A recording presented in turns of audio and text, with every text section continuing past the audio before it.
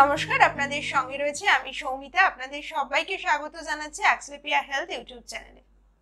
আজকে আমরা যে বিষয়টা নিয়ে আলোচনা করব সেই বিষয়টা কিন্তু আমাদের আজকের সমাজে দাঁড়িয়ে খুব প্রাসঙ্গিক একটা বিষয়।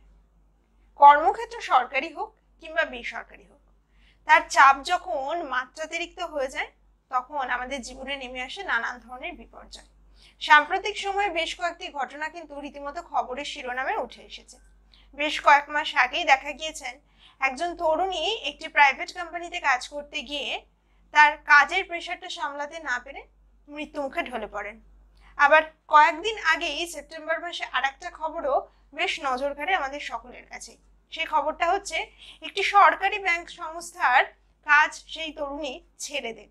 এখন প্রশ্নটা হলো, আমরা সবাই চাই যে সরকারি চাকরি আজকের সময় দাঁড়িয়েও, কিন্তু ঠিক পরিস্থিতিটা কেন এরকম হলো যে যেখানে একজন তরুণীকে সরকারি চাকরিও ছেড়ে দিতে হচ্ছে, বা যারা প্রাইভেট সংস্থায় চাকরি করেন তাদের পরিস্থিতি কেন দিনের পর দিন খারাপ হয়ে যাচ্ছে? যারা দিনের পর দিন কর্মক্ষেত্রে নানান ধরনের মানসিক চাপ সহ্য করেও কাজ করছেন, তাদের মানসিক অবস্থা ঠিক অবনতি কতখানি হচ্ছে, বা এই ধরনের পরিস্থিতি থেকে বেরিয়ে আসার উপায় কি, সেই সমস্ত বিষয় নিয়ে কিন্তু আমাদের আজকের আলোচনা। আজকে আমাদের সঙ্গে যিনি আলোচনায় রয়েছেন তিনি শহর কলকাতার অন্যতম প্রখ্যাত মনোবিদ বিদিশা ভট্টাচার্য। নমস্কার ম্যাম, আপনাকে অ্যাক্সলেপিয়া হেলথে স্বাগত জানাই। ধন্যবাদ ম্যাম, যে বিষয়টা নিয়ে আলোচনাটা আজকে শুরু করলাম, যে ওয়ার্ক প্রেশার এবং ওয়ার্ক প্লেসে ওয়ার্ক প্রেশার, এটা তো আজকের দিনে একটা বড় সমস্যা হয়ে দাঁড়াচ্ছে। কর্মক্ষেত্রের কারণে মানসিক সমস্যা, এই বিষয়টা যদি আপনি দর্শকদের উদ্দেশ্যে একটু বিস্তারিত ব্যাখ্যা করেন। আমাদের জীবনের যারা ধরুন কর্মরত মানুষ, তারা জীবনের অনেকটা সময় তাদের কর্মক্ষেত্রে কাটান। ধরুন ধরে নেওয়া হয় যে 8 ঘন্টা আমরা কর্মক্ষেত্রে হয়তো কাটাবো, কিন্তু সব সময় সেটা 8 ঘন্টার মধ্যে যে সীমিত থাকছে সব জায়গায়, সরকারি হোক বেসরকারি হোক, সেই জায়গাটা হচ্ছে।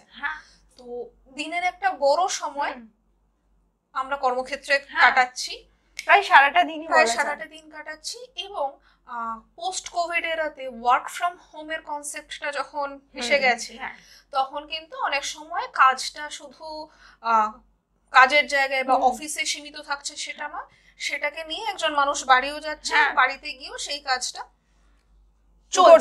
করতে হচ্ছে। এবার যে টার্মটা আমরা ইউজ করি ওয়ার্ক লাইফ ব্যালেন্স, যে আমরা কিছুটা সময় কাজ করব, কিছুটা সময় ব্যক্তিগত জীবনে দেব, তারপরে আমাদের ঘুম এবং রেস্টের জন্য যে সময়টা দরকার, এই ওয়ার্ক লাইফ ব্যালেন্সটা হয়তো সব সময় মেনটেন হচ্ছে না। অনেকটা সময় কাজ অকুপাই করে নিচ্ছে, এবং যখন হয়তো কাজ একজন মানুষ করছেও না, কিন্তু তার হয়তো কিছু কিছু ডেডলাইন দেওয়া আছে, তাকে কিছু কিছু হয়তো কাজ তাকে আজকের মধ্যেই শেষ করতে হবে, বা হয়তো 2 দিন পরে করলেও সেটার এমন ডিমান্ড আছে, সেই দুশ্চিন্তাগুলো বা সেই চিন্তাগুলো তাকে একটা স্বস্তির মধ্যে থাকতে দিচ্ছে না। সবসময় হয়তো তার মাথার মধ্যে কি কাজ, এরপরে কি করব, এটা ঠিক করে শেষ না করতে পারলে কি হবে, এরকম কিছু কিছু চিন্তা চলছে। এবং আমি প্রথমে দুশ্চিন্তা শব্দটা ব্যবহার করলাম, তো কাজ সম্বন্ধে হয়তো চিন্তা করা খারাপ জিনিস নয়, কিন্তু চিন্তাটা অনেক সময় শুধু চিন্তাতে না থেকে সীমাবদ্ধ না থেকে দুশ্চিন্তায় পরিণত হচ্ছে। কি করে আমি এইটুকু সময়ের মধ্যে অনেকটা কাজ শেষ করব, বা এই কাজটা এতটা কঠিন, আমি কি করে করব।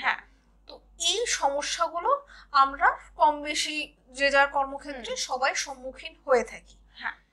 তো এবার কি করে এটাকে নিয়ন্ত্রণ করা যায়, সেই জায়গাটা হয়তো একটা প্রশ্ন হতে পারে।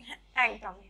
এবার আচ্ছা ম্যাম, একটা কথা একটুখানি বলুন, যে আপনি তো নিজে দীর্ঘদিন ধরে কাজের সঙ্গে যুক্ত রয়েছেন, তো সেই জায়গা থেকে দাঁড়িয়ে আপনার কি আজকে মনে হয় যে আজ থেকে 5 বছর বা 10 বছর আগে মানুষ যেভাবে ওয়ার্ক লাইফটাকে ব্যালেন্স করতে পারতো, আজকে কোথাও কি তারা সেইভাবে ব্যালেন্স করতে পারছে না, বা কোথাও কোথাও সমস্যা তৈরি হচ্ছে, এরকমটা কি কখনো মনে হয়েছে আপনার? দেখুন, কিছু কিছু ক্ষেত্রে হয়তো হয়েছে, যে কারণে আমি প্রথমেই ওয়ার্ক ফ্রম হোম বা কোভিড এর কথাটা তুললাম। মানে একটা সময় ছিল যে ধরুন কাজটা যতক্ষণ আমি কাজের জায়গায় থাকছি, আমার ওয়ার্ক প্লেস যেটা আমার অফিস, সেখানে যতক্ষণ থাকছি কাজটা সেই অবধি সীমাবদ্ধ।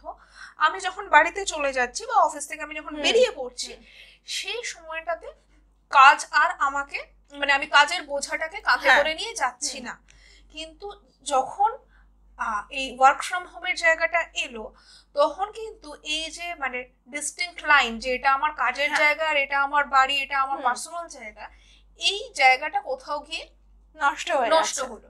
এবার দেখুন অনেকেই হয়তো বলবে ওয়ার্ক ফ্রম হোমে তাদের কিছু কিছু সুবিধা হয়েছে, একেবারে হয়নি সেরকম নয়, যে কিছু সময় হয়তো হয়েছে যে যখন একেবারেই যেতে পারছেন না সেখানে হয়তো ছুটি নষ্ট হয়ে যাওয়ার ব্যাপার ছিল, সেখানে বাড়ি থেকে কাজটা করে দিতে পারছে। একদম ডেফিনেটলি ওয়ার্ক ফ্রম হোমের নিশ্চয়ই অনেকগুলো সুবিধা আছে, কিন্তু এই ক্ষেত্রে একটা কথা বলবো, বাউন্ডারি। হ্যাঁ, তো এই বাউন্ডারি জায়গাটা কোথাও গিয়ে ভায়োলেট হয়ে যাচ্ছে, নষ্ট হয়ে যাচ্ছে। তার ফলে কিন্তু মানে কাজটা আমাকে মানে পুরো আমার গোটা জীবনটাই আমার কাজটা আমাকে ডিফাইন করছে, তার বাইরে যে আমার ব্যক্তিগত জীবন, একদম আমার রেস্ট রিক্রিয়েশনের সময়, সেই জায়গাটা হয়তো অনেকটা সময় আমি পেয়ে উঠছি না, এবং সেখানে গিয়ে স্ট্রেসটা কিন্তু আস্তে আস্তে বাড়তে শুরু করছে। এবার ম্যাম এই থেকে কি ধরনের সমস্যা হচ্ছে সেগুলো নিয়ে আমরা আলোচনা করব, তবে তার আগে দর্শক বন্ধুদের বলে রাখি, আপনারা যারা এখনো পর্যন্ত অ্যাক্সলেপিয়া হেলথের ইউটিউব চ্যানেলটাকে সাবস্ক্রাইব করেননি, আপনারা অবশ্যই কিন্তু অ্যাক্সলেপিয়া হেলথের ইউটিউব চ্যানেলটাকে সাবস্ক্রাইব করবেন এবং সেই সঙ্গে সঙ্গে পাশে থাকা বেল বাটনে কিন্তু ক্লিক করে দেবেন। আর একই সঙ্গে ফলো করবেন আমাদের ফেসবুক পেজ এবং হোয়াটসঅ্যাপ চ্যানেল।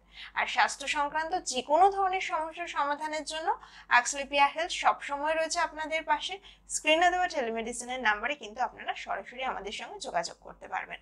আমরা আবার আলোচনায় ফিরছি। ম্যাম এই প্রসঙ্গে একটা কথা জিজ্ঞেস করব, সেটা হচ্ছে ওয়ার্ক প্রেশার, এটা যেমন স্ট্রেসের একটা কারণ হয়ে যাচ্ছে, ওয়ার্ক প্লেস মানে আমি যেখানে ধরুন কাজ করছি সেখানকার অ্যাটমসফিয়ারও গিয়ে কোথাও একটা স্ট্রেসের কারণ হতে পারে। ডেফিনেটলি সেটা হতে পারে। এই বিষয়ে একটা ছোট জিনিস বলি, সেটা হচ্ছে যে ধরুন আমাদের মানে সাইকোলজি যে সাবজেক্টটায় মানে বৃহত্তরভাবে তো মনে করা হয় যে সাইকোলজি মানে রোগ বিষয়ে পড়াশোনা, কিন্তু আমাদের কিন্তু সাইকোলজিতে ইন্ডাস্ট্রিয়াল সাইকোলজি বলে একটা পার্ট আছে। আচ্ছা, ঠিক আছে, তো সেইটা যেটা আমাদেরকে শেখায় যে কাজের ধরুন আমার আউটপুট, মানে জব মানে ওয়ার্ক আউটপুট যেটা, আমার ওয়ার্ক মোরাল যেগুলো, আমি আমার কাজটার সাথে কতটা কানেক্টেড ফিল করছি, এই সবকটার কিন্তু মানে এবং মোটিভেশন, আমার কাজের ক্ষেত্রে আমার কতটা মোটিভেশন আছে, এই সবকটাও কিন্তু একটা মানে সায়েন্টিফিক বেসিসে চলে। এবার হয়তো অনেক সময় আমাদের কাজের সেটআপ গুলোতে এই জিনিসগুলোতে খুব স্ট্রেস দেওয়া হয় না, যে এই মানে ইন্ডাস্ট্রিয়াল সাইকোলজির জায়গাটা থেকে কার মোটিভেশনটা কত, বা যদি মোটিভেশনটা থাকছে না কেন মানুষের থাকছে না, বা জব স্যাটিসফ্যাকশনটা কিরকম থাকছে বা থাকছে না, এই জিনিসগুলো মানে গুরুত্ব দেওয়া হয় না, আর একটু গুরুত্ব দরকার। এবার যেটা আপনি বললেন যে জায়গাটা আমি কাজ করছি, এই যে জায়গাটার কাজের ক্ষেত্রেই আমার মনে পড়লো এই ইন্ডাস্ট্রিয়াল সাইকোলজির পার্টটা, যে ধরুন আমি একটা জায়গায় কাজ করি, ধরুন আমার একটা পার্টিকুলার ঘর আছে কাজে, সেখানে কন্টিনিউয়াস কোনো একটা আওয়াজ চলতে থাকে, হয়তো পাশ থেকে আসা কোনো একটা আওয়াজ, এবং সেই আওয়াজের ফলে হয়তো আমার মাথা যন্ত্রণা করলো। তো এই জিনিসগুলোও কিন্তু আমাদের মানে কাজের ক্ষেত্রে একটা সমস্যা বাড়ায়। মানে আমার যদি মনে হয় যে রোজ সকালে উঠে আমাকে একটা জায়গায় যেতে হবে যেখানে গেলেই আমার মাথার ব্যথা বাড়বে, সেখানে আশেপাশের শব্দের জন্য, তাহলে খুব স্বাভাবিক আমার সেই জায়গাটায় যেতে খুব ভালো লাগবে না। তো আমাদের ওয়ার্ক প্লেসটার ফিজিক্যাল এনভায়রনমেন্ট যেরকম, সেটার নিশ্চয়ই আমাদের কাজের উপরে একটা প্রভাব আছে। এবং আরেকটা জিনিস যেটা অবশ্যই, যে কাজের জায়গাটা তো আমাদের কলিগস যারা তাদেরকে দিয়ে তৈরি, এবার সেখানে তাদের সাথে আমাদের কিরকম সম্পর্ক থাকছে, তারা কিরকম আমাদের কিরকম ব্যবহার করছেন আমাদের সাথে তারা, বা আমাদের বস যারা আছেন বা আমাদের কলিগ সাবঅর্ডিনেট যারা আছেন তাদের কিরকম ব্যবহার, সেই প্রত্যেকটা জিনিসেরই কিন্তু একটা বড় প্রভাব আছে আমাদের কাজের জীবনের উপরে। হ্যাঁ, একদমই তাই। আপনি ভীষণ সুন্দরভাবে বুঝিয়ে দিলেন। তো এই প্রসঙ্গে একটা কথা বলবো মা, এই যে বসের কথা বললেন বা কলিগদের কথা বললেন, প্রচুর মানুষেরই তো রোজকার অভিযোগ থাকে বসের সাথে খুব একটা ভালো সম্পর্ক নেই, একটা খিটিরমিটির চলছে। তো এই জায়গাটা থেকে বেরিয়ে আসার উপায়টা কি? এই বসের সাথে কথার ক্ষেত্রে একটা জিনিস মনে পড়লো, অবশ্যই আমি নাম না করে বলবো, কিছু বছর আগে একটা ভিডিও ভাইরাল হয়েছিল এবং হ্যাঁ, এটি আন্তর্জাতিক সংস্থার বস কতটা রাগারাগি করছেন। তো সেটা দেখার পরে কারোরই মানে ভালো লাগে, হ্যাঁ মানে তোলপাড় শুরু হয়ে গিয়েছিল দেশে, একদম সোশ্যাল মিডিয়ায় তোলপাড় হয়েছিল। এবং এটা যদি আমরা ভাবার চেষ্টা করি যে যে মানুষগুলো সেই মানুষটির আন্ডারে কাজ করেছে, তো তাদের যে খুব ভালো লাগেনি সেটা বলা বাহুল্য। হ্যাঁ, এবার এখানে যে জায়গাটা চলে আসে যে মানে বসের সাথে আমরা আবার ওই কথাটা আমি চলে আসবো যে বাউন্ডারির জায়গাটা কতটা কি সেট করতে পারছি, সেটা খুব ইম্পর্টেন্ট। নিশ্চয়ই বস আমাদেরকে যা বলবেন আমাদের যে কারোর কাজের ক্ষেত্রে সেটা আমাদেরকে শুনতে হবে, হ্যাঁ স্বাভাবিক একটা বিষয়, সেই জন্যই তিনি সিনিয়র। কিন্তু আমি ঠিক কখন শুনবো, কতটা শুনবো, বা ধরুন আমার ছুটির মধ্যেও আমি সেটা শুনবো কিনা, বা ধরুন একটা সময়ের পরে গিয়ে আমি অনেকটা রাত হয়ে গেছে তখন আমি মেলের রিপ্লাইটা দেবো কিনা, এই জায়গাগুলো থেকে কিন্তু আমরা একটা বাউন্ডারি সেট করতে পারি যে হ্যাঁ আমার কাজের সময় ধরুন 10টা থেকে 5টা বা কিছু এরকম, তো আমি সেই সময়টা পুরোটা অফিসে থেকে কাজ করছি। ঠিক আছে, বাড়িতে গিয়েও আমি কাজ করছি, হয়তো কিছু ঘন্টা আমার কোনো ইম্পর্টেন্ট মেল বা কিছু আমি রিপ্লাই দিলাম, কিন্তু এরপরে মানে রাত ধরুন 10টা বেজে যাবার পরে ফর এক্সাম্পল, তারপরে আর আমি কাজের কোনো জায়গায় রিপ্লাই হতে দিচ্ছি না, অফিসকে এন্টারটেইন করব। তারপরে হয়তো আমি আবার পরের দিন সকালবেলা এসে সেই কাজটা শুরু করলাম। এবং এই যে কথাটা দিয়ে আমরা হয়তো শুরু করেছিলাম যে ডেডলাইনস কিছু কিছু, তো আমার পক্ষে কতটা কাজ কতটা সময়ের মধ্যে করাটা সম্ভব হবে। দ্বিতীয় কথা হচ্ছে কোন কাজটা আমার প্রায়োরিটি। মানে ধরুন কোনো একটা ক্ষেত্রে আমি ধরুন একটা এক্সাম্পল দিচ্ছি যে ইয়ার এন্ডিং যখন আসে, যারা ওই ইন্ডাস্ট্রিতে থাকে তারা জানেন যে মার্চের একদম শেষ দিকে কাজের খুব প্রেসার থাকে। এবার ধরুন সেরকম সময় এমন কোনো একটা কাজ যেটা ইয়ার এন্ডিং এর মধ্যে না করলেও কোনো অসুবিধে নেই, তাহলে সেটা কিন্তু একজন মানুষ প্ল্যান করে পোস্টপোন করে রাখতে পারে যে এটা এপ্রিল মাস পড়ুক তারপর আমরা করব, কিন্তু এখন আমার যতটা প্রয়োজন আমি সেই জায়গাটুকুই করছি। এবং সেই লিমিট সেটিং এর জায়গাটা বস এবং অন্য কলিগসদেরকেও সেই জায়গাটা ভালোভাবে কমিউনিকেট করা যে আমি এই অবধি করতে পারছি, এরপর করাটা আমার পক্ষে সম্ভব হবে না।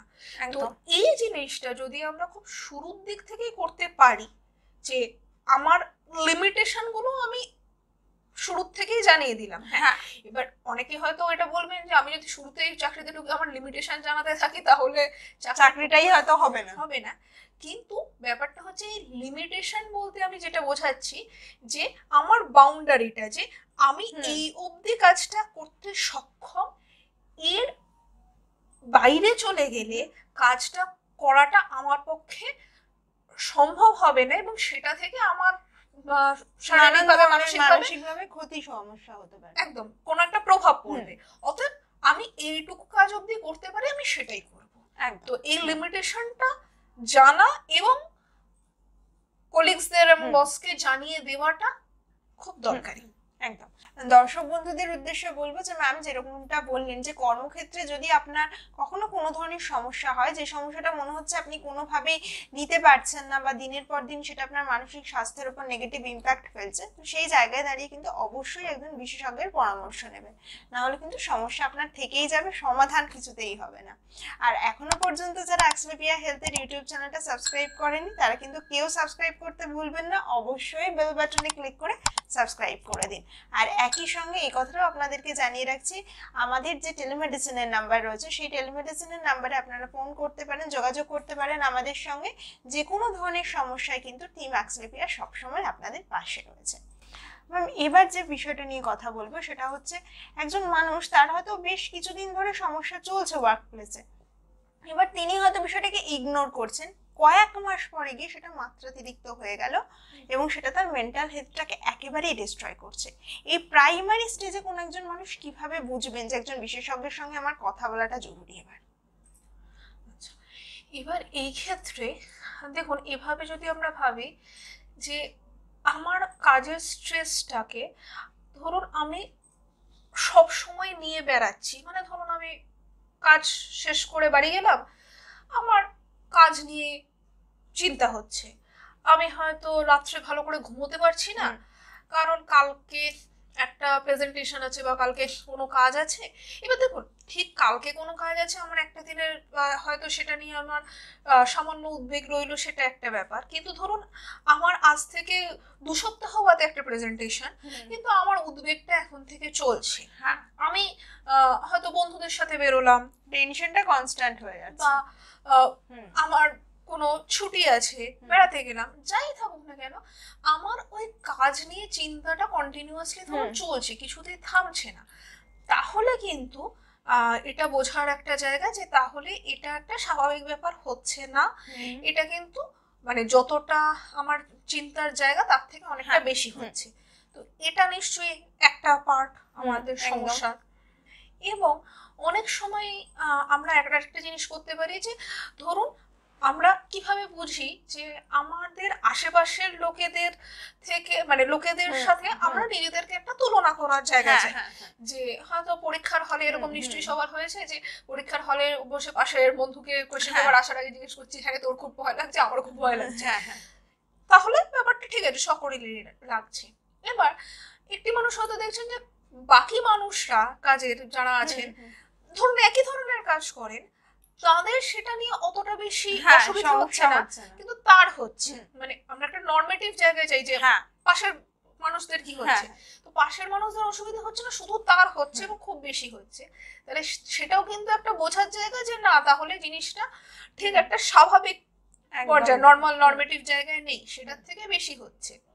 এবং এটা অনেক সময় তিনি নিজে আইডেন্টিফাই করতে পারেন, এবং অনেক সময় হয়তো হয় তিনি নিজে করলেন না, তার বাড়ির লোকজন, কলিগ, তারাও হয়তো আইডেন্টিফাই করলেন যে আচ্ছা তুমি খুবই বেশি দুশ্চিন্তা করছো, এতটা হয়তো করার জায়গা নেই, বা এই কাজটা হয়তো এতটা কঠিন নয় যেটা নিয়ে তুমি এতটা দুশ্চিন্তা করবে, তো কোনো হেল্প নেওয়ার দরকার। তো এইরকম ভাবে কিন্তু আমরা আইডেন্টিফাই করতে পারি। একদম।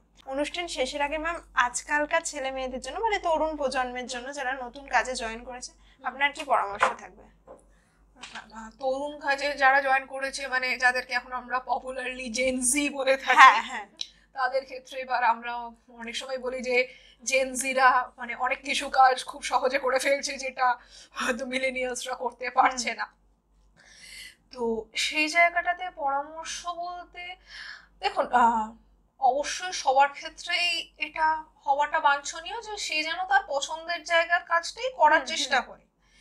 এবার প্যাশন আর প্রফেশন একই হোক না, দেখুন আমি সেটা বলছি না, প্যাশন আর প্রফেশনকে মানে এক করে নেওয়ার জায়গাটা বলছি না, কিন্তু আমার প্রফেশনটার প্রতি আমার যেন ভালো লাগা থাকে, ইন্টারেস্ট থাকে।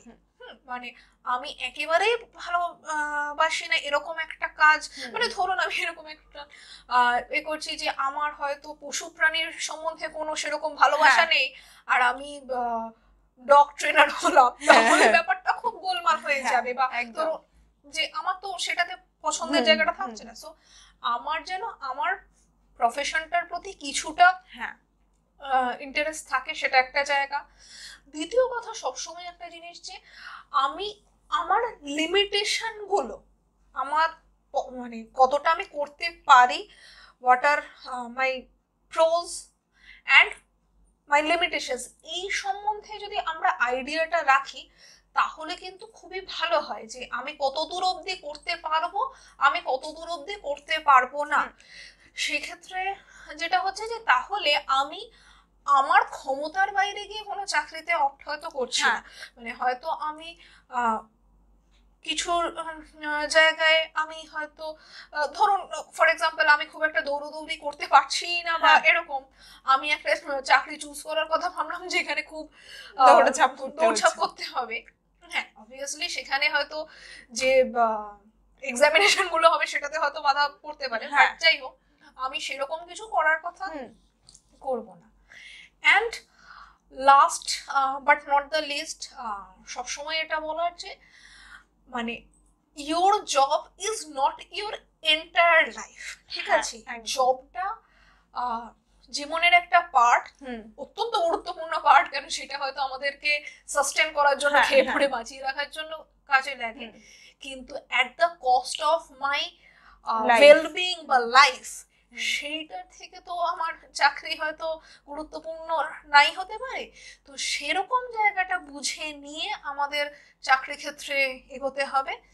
সেখানে হয়তো আমি যদি একদম মানে আমার ক্যাপাসিটির বাইরে হ্যাঁ, হ্যাঁ। গিয়ে, মানে খুব সোজা কথা, আপনি যদি মানে যে কোনো জিনিসের একটা ক্যাপাসিটির বাইরে লোড হ্যাঁ। দেন সেটা নষ্ট হয়ে যাবে। সো কাজের ক্ষেত্রেও আমার ক্যাপাসিটির বাইরে গিয়ে যদি আমি লোড নিই সেটা আমি করতে পারবো না। অতএব আমার ক্যাপাসিটির মধ্যে কিন্তু কাজটা করতে হবে। একদম।